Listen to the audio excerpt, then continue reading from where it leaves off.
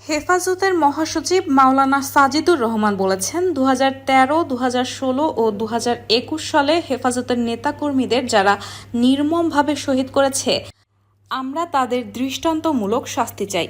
2013 সাল থেকে অদ্যাবধি হেফাজতের দায়ের করা সব মিথ্যা মামলা অবিলম্বে প্রত্যাহার করতে হবে।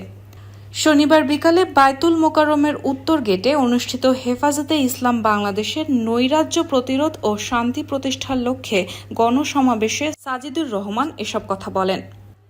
সভাপতির বক্তব্যে হেফাজত মহাসচিব বলেন, বৈষম্য বিরোধী ছাত্র আন্দোলনে হতাহতের ঘটনার বিচার বিভাগীয় তদন্তের মাধ্যমে দোষীদের চিহ্নিত করে আইনি ব্যবস্থা গ্রহণ করতে হবে।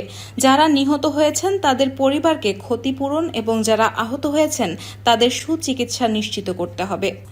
তিনি আরও বলেন, শিক্ষা কারিকুলাম থেকে ইসলামের সঙ্গে সাংঘর্ষিক সব বিষয় বাদ দিতে হবে।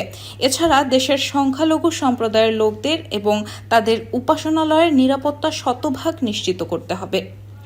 এই ব্যাপারে আমাদের গুরুত্বের সঙ্গে দায়িত্ব পালন করতে হবে।